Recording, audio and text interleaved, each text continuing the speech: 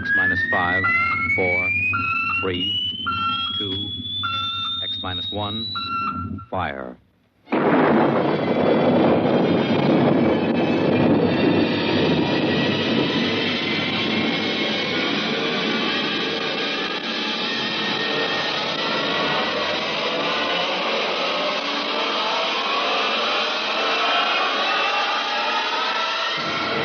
Tonight, George Lefferts's original radio drama of the 21st century, Perigi'S Wonderful Dolls.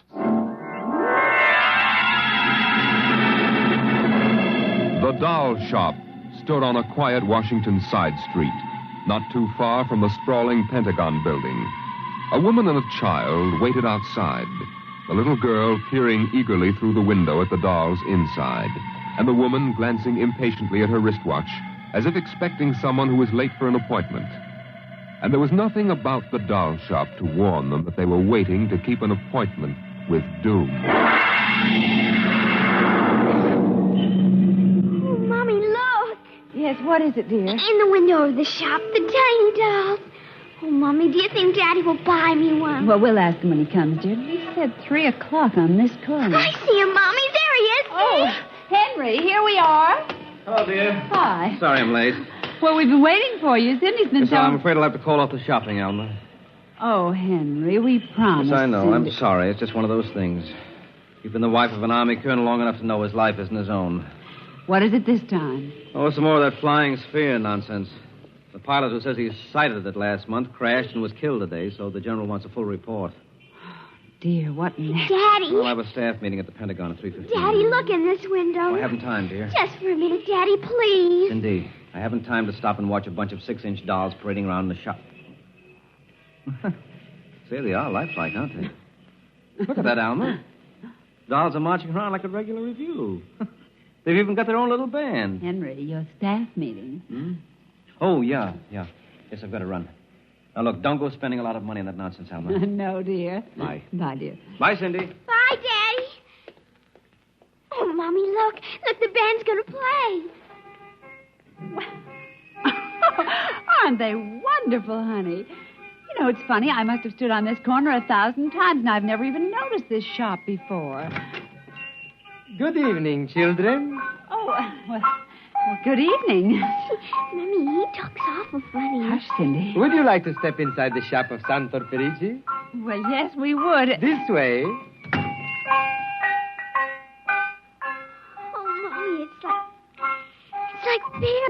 Here in the shop of Santor Perigi, creator of Perigi's Universal Wonderful Dolls, the world of adult reality is blended with the world of child's fantasy. This is a new shop, isn't it, Mr. Perigi? What is new and what is old? Come, this way. Would you like to meet one of my little ones? Oh, yes. This one in the red jacket is Toto. Speak, little one. How do you do? Why, isn't that wonderful? Mommy, he talks. The doll talks. Amazing. It's absolutely amazing. That is nothing for Perigi's Wonderful Dolls. Listen, sing, Toto. Sing for the little girl. My name is Toto. Cindy, listen. Sing, Toto. Men are big and tall. Dolls are very small. When men begin to fall, the dolls will rule them all.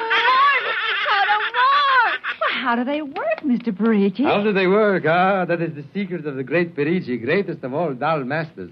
To make an ordinary doll is nothing. To make a perfect replica, that is something. But to make a doll with intelligence, that is the work of an artist, huh? Well, yes. Well, they must be very expensive. Madame, when I construct a doll like Toto, I cannot bear to be parted from him permanently. So instead of selling, I rent my little people. You rent dolls? Precisely. $10. I have but one request. When you grow tired of my dolls, you must return them to me in good condition. Oh, Mommy, could we take him home? Take him home. Take him home. Take him home. Oh, look, Mommy, look. He's bowing and dancing. Oh, Mommy, he wants to come.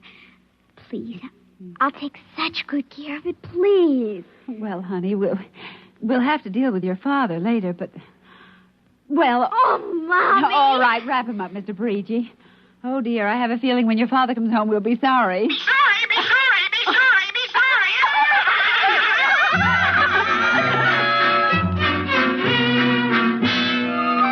Now, Now, Toto, this is my room, and you're going to sleep right here next to my pillow. Oh, Toto, don't laugh like that. I'm going to have to teach you some manners. You be quiet, because my daddy will be home soon, and he's a colonel in the army, and he'll bust you to private if you don't behave. Now, you wait here. I'm going to introduce you to my puppy dog, Mr. Blister. So be good now. Here, Blister. Here, Blister. Come on, Blister. Come here. Mr. Blister, now this is Toto. Oh, dear, I don't think Mr. Blister likes you, Toto. Stop it, Mr. Blister. Come over here and shake hands with Toto, Mr. Blister. Come on now. Mr. Blister, let him go. Let go. Let go. Cindy, Mr. Blister, come over here. Why, what happened, dear? Mr. Blister tried to bite my doll. Look how frightened Toto is. Dolls don't get frightened, Cindy. But he is, Mommy. He screamed. You just imagined it, honey. But he did. Well, Mr. Blister didn't mean it. You know he's the gentlest little pup alive. He isn't. He's nasty and I hate him. Cindy, you've hurt his feelings. Okay. He tried to buy my new doll, and I don't ever want to see him again, ever. Oh, dear. All right, Mr. Blister, you come downstairs with me. Come on now. Cindy's angry at you tonight. I'll kill him. Why, Cindy, where did you hear a thing like that? Toto said it. Well, I see. Well, you've had an exciting day, honey. You brush your teeth now and go to bed. Daddy's coming home late, so we'll see you in the morning. Hmm? Good night, darling. Sleep well. I hate him, Mr. Toto. I hate him. Hate him, hate him, hate him, hate him.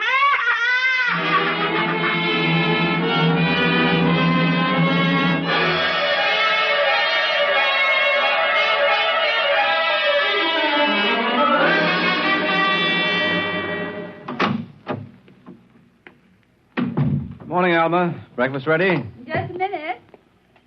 How was the staff meeting last night, dear? Oh, horrible bore as usual. Where's the little one? Up in her room. She'll be down in a minute. Oh, say, remind me to take some papers back to the War Department, will you? I left them in my strong box. Henry, Hmm? you told me it was against regulations to bring secret papers home. Well, I had to finish some work for the old man. Nobody will ever know the difference. Well, I suppose not. Oh, dear, would you feed the puppy before we sit down? His bowl's under the sink. Where is he? Say, that's funny. Here's his supper from last night, only half eaten. He's getting fussy. Blister? Here, Blister. Blister! Where the dickens is that mutt? Maybe he's on the back porch. Oh, maybe. Here, Blister. Here, Blister. Alma. What is it, dear? Alma, look. Why, Henry. Is he... Yes, he's dead. But how? What happened? From the looks of it, he might have been poisoned. Poisoned? Who on earth would do a thing like that to an innocent little pup? I don't know. Let's see his dish. Oh, Henry. I don't understand this at all. Say, what's this? What's what? Well, look, there are pieces of broken glass in his food. Blue glass. Glass? Glass. Henry. Huh? Well, I just remembered something. What? It may just be coincidence, but in the bathroom this morning... What about the bathroom? Cindy's blue glass, you know, the one with the Mickey Mouse on it. Hmm? It was broken, Henry. I found pieces in the wastebasket. I meant to ask her about it. Oh, Alma, for heaven's sake, you aren't suggesting that our little girl... Why, she loved Blister more than anyone. Not last night, she didn't. Well, why not? Well, he went after Toto. Well, who's Toto? Oh, her new doll. You bought her one of those dolls? Well, I just rented it. Rented it? Yes. Look, Alma, Oh, now. Oh, well, all right. Well, what's this got to do with Blister? Well, he went for the doll, and Cindy... Well, Cindy said... Henry, she said she'd kill him. What? Well, that's ridiculous. True. Good heavens, a 9-year-old child putting ground glass in dog food? She'd have to be a monster. Mommy. Now, don't say anything. I'll talk to her. Good morning, dear. Morning, Mommy. Morning, Daddy. Hello. What's the matter? Nothing, Cindy. Sit down, dear. Yes, sir. Cindy, your mother tells me you broke your blue drinking glass. Oh, no, I didn't break it. Now, Cindy. I didn't. Well, now, somebody broke it. It wasn't your mother and it wasn't me. Well, then it must have been Toto. Cynthia. Cindy, you know Toto was only a doll. Now, a doll couldn't have broken your glass, could he? Well? But he must have done it, Daddy. Cindy, you know how Daddy feels about little girls who tell untruths.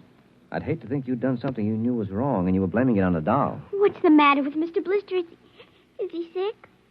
He's dead, Cindy. Oh, no, he can't be dead. He isn't dead, Daddy. No, he isn't. He isn't. Mommy, Yes, dear. but he'll come back. He has to come back. No, he won't come back, honey. Not ever. No, Cindy, not ever. Now that we've told you, Cindy, do you want to change your mind about the glass? Henry, let her alone. Daddy, you think I killed? See what you've done. The child feels guilty enough, Henry. Oh, dear, this is no time for feelings to interfere. Feelings don't know any time, Henry. When they come, they just come. You go up to your room, honey. Daddy and I'll be up in just a minute. I don't want to. Please, Cindy. We'll be right up. Please. There, that's a good girl. And close the kitchen door behind you.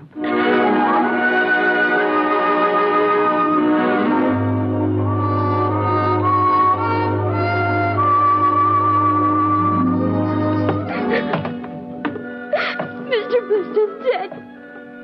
He isn't coming back. Ever. Ever. Daddy thinks it was me, but it was you. It was you!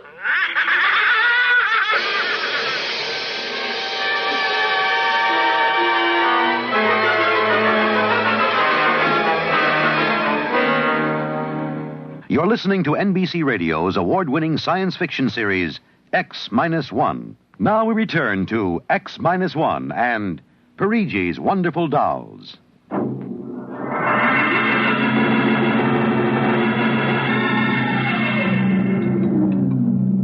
Eat your supper, dear.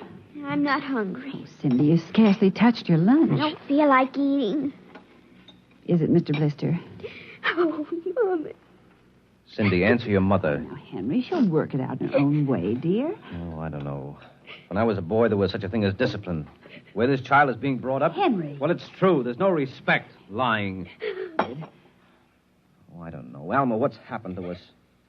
We were a nice, peaceful, happy family until you bought that cursed doll. Now who's blaming things on the doll? Well, it's true. Henry.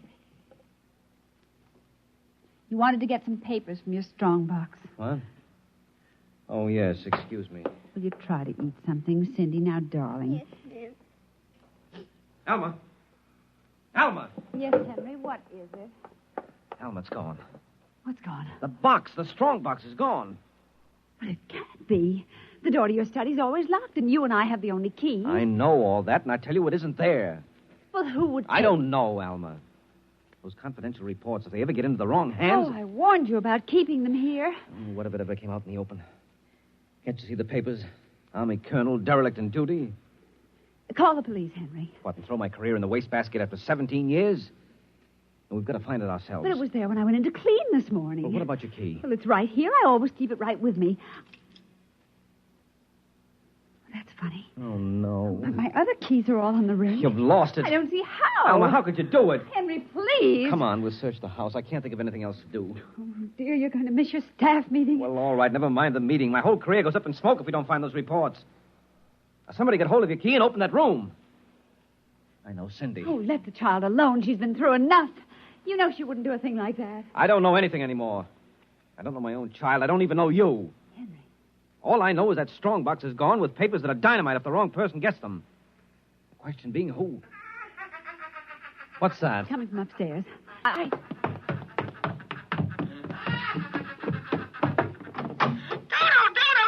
kill him. How do you do? Stop How it. do you do? How do you do? Blasted little imp! There. Henry. But since we've got this thing... Henry. What? Look. Where? What? Around the doll's neck. The key. The key to your study. It was Cindy, after all. I don't believe it. Ever since she got this fool doll, she's been acting half insane. First the dog, now this. I think she hates us, Alma. Henry. Cindy is my child, and I know her. I know she's a good, sensitive little person with no malice in her. You're just simply refusing to face the facts, dear. What are you going to do? I'm going downstairs and have a talk with that young lady.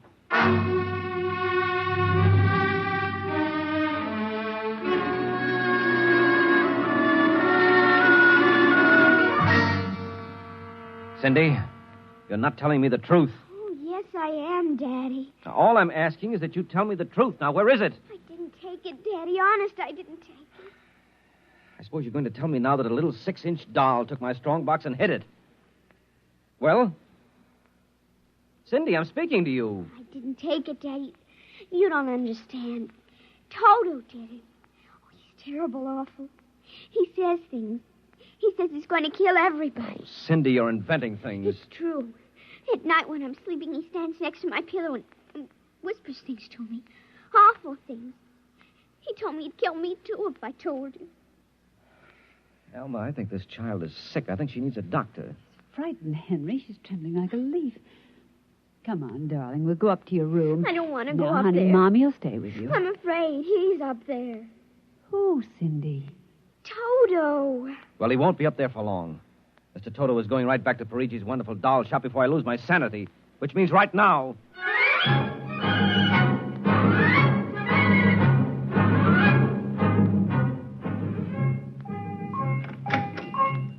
Ah, Colonel Grayson. Welcome to the home of Perigi'S wonderful doll. Are you Perigi? Santor Perigi, creator of the universal doll. The doll with the mind. The doll Yes, with... well, I'm returning one of your masterpieces. Oh? If you will step into the rear of my shop.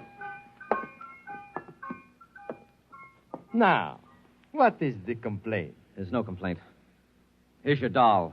Good riddance. My little Toto, rejected, you found the world of men too filled with hate. Hate, hate, hate, hate. We will change all that later on. Return to your comrades in the window, little one. And now, Colonel Grayson? I think we have no further business, sir. Ah, but we do, Colonel. Let me see. Ah, yes. Here it is. Do you recognize this, Colonel? That's my strong box. Where... My little Toto is very clever, sir. Are you trying to tell me your doll stole that from me? Let us not say stole. I'm merely keeping it in custody. What's your game, Perigi? Blackmail. You give me what I want, I do not ruin your career. What do you want? Information. We already know something from the reports of the War Department, reported by one of your pilots. What government do you represent? I represent Perigi'S wonderful dolls, none other. I'm not so naive, sir. Perhaps I should explain. Each man hides something from the world. Each man loves something more than life. With the help of my wonderful dolls, I obtain personal information which enables me to control the men who control the world. Men like you.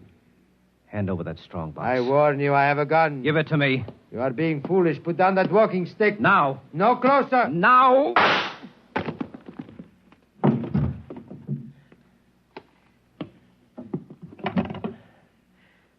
Hello. Give me the police. Hello.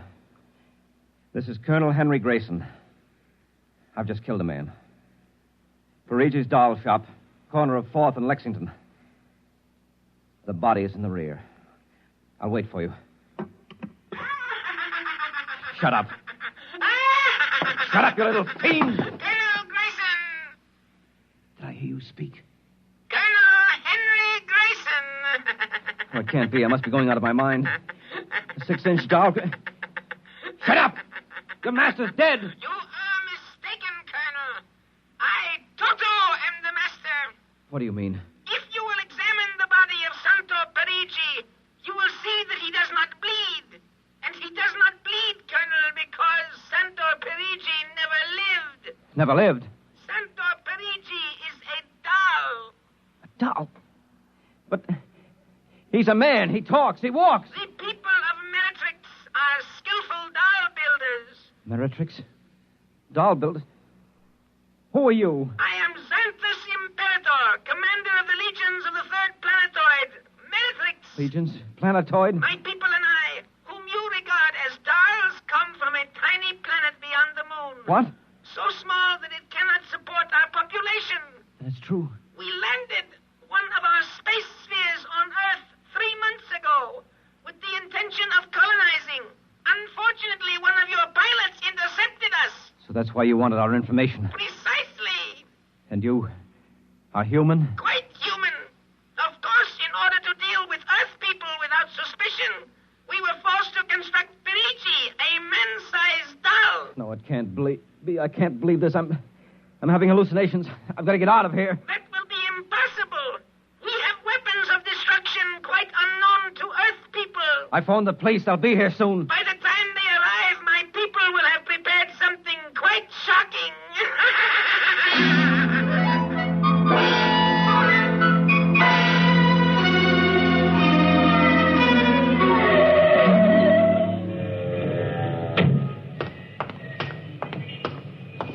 Keep me covered, Brian. Okay, Sarge.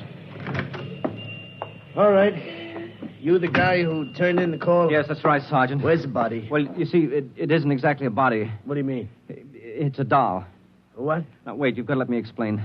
I know this sounds fantastic, but I've stumbled onto an unbelievable plot. Yeah? Keep talking. Well, you see, these little dolls, they aren't really dolls. They're tiny people. Now, there's a big doll named Santor Perigi. They're using him as a front to run the shop. He's off his trolley, Sarge. Now, look here. Now, listen, mister, we got to call it. There was a murder here. Now, if there was one, where is the body? Well, it's behind the curtains in the back. Only, you see, it isn't really a body. It's a big wax dummy. It's all part of their plot to gain control of the world. Holy smoke, he's really off his rocker. Now, look, if you don't believe me, I'll prove it to you. Come here. Look behind this curtain, and you'll see the dummy lying on the floor. Welcome, gentlemen. Are you looking for something? Perigi. This is impossible. I smashed his skull. Do you know this guy? That's the one, the doll. What's your name, mister? Perigi'S, Santor Perigi, creator of the Universal Doll. Uh-huh. Did you ever see this man? Never until just now. That's not true. He's lying. I tell you, he's nothing but a big doll. The real masters are the little dolls. Ryan, are you getting this? He's wacko, Sarge. No, Nice as a fruitcake. I'm not crazy, I tell you. I can prove it. They must have fixed up his head where I smashed it in. Touch him and you'll see. Mr. Perigi, do you know what this guy is talking about? The man is demented, obviously. No, that's not true. I tell you, there's a plot to control the Earth. I've got to call the War Department. They want to know about the flying sphere. Holy mackerel, this gets worse every minute. Ryan. Take him to headquarters? No, save some time. Take him down to Psycho Ward. Okay, all right, Buck. Now, wait. Rogers. Come along nice and quiet. No, don't you see? He's nothing but a man-sized doll. Sure, and the little ones are going to take over the Earth, and you're going wait and cut out some... Listen to me. You've got to... Sorry you had all this trouble, Mr. Perigi. Poor chap. He is obviously suffering from delusions. Well, he's not the only one in Washington today. You know, we've been getting a whole string of crack-ups lately. Bigwigs blowing their tops under pressure. If you could see some of the names in our confidential files. You keep confidential files on cases like this? Certainly. Believe me, they'd be dynamite if they ever got in the wrong hands. Well, I better be running along. I'll be. My little girl would be nuts for that. So? Then please accept the doll for saving my life. That madman might have killed me. Yes, but Take Toto home with you as a gift. Well, now, I don't know, Mr. Perigi. It's against regulations for us to accept favors. But this is not for you. It is for your little daughter. And if you will only take the doll and give him a good home, you will be doing me a great favor. Well, then, if you insist, and thanks very much. When my kid sees this, will she be surprised? Yes, Toto will come as a great surprise. A very great surprise. Eh, Toto?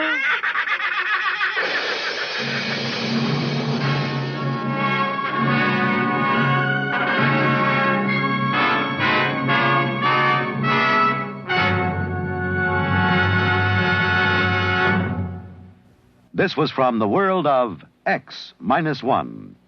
Tonight's story, Perigi'S Wonderful Dolls, an original drama written for NBC Radio by George Lefferts.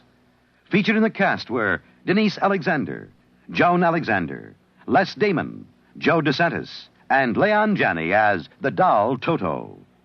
Music by Al Behrman, narration by Norman Rose. Tonight's program was directed by Edward King, executive producer Robert Wogan.